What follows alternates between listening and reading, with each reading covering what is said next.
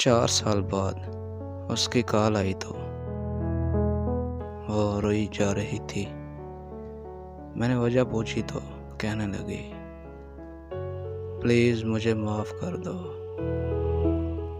मैंने बहुत गलत किया है तुम्हारे साथ और अब उसकी सज़ा मिल रही है मुझे। मेरा शौहर मुझे रोज़ मारता है, अच्छा भी नहीं समझता। मैं रोज़ घंटों रोती रहती हूँ। मैं ना तो टाइम से सो पाती हूँ और ना ही टाइम से खाना खाती हूँ।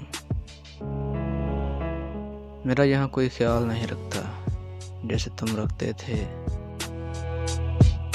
यार, इसे तो मेरी कदर ही नहीं है, तो मेरी बहुत कदर करते थे और अब वो मुझे तलाक दे रहा है।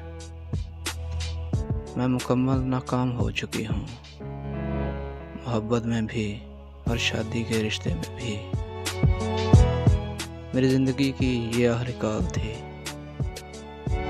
मेरे आखिरी लम्हात में अगर कोई याद आया तो वो तुम हो। प्लीज़ मुझे माफ़ कर देना और हो सके तो शादी भी कर लेना तुम। और कॉल कट गई फिर।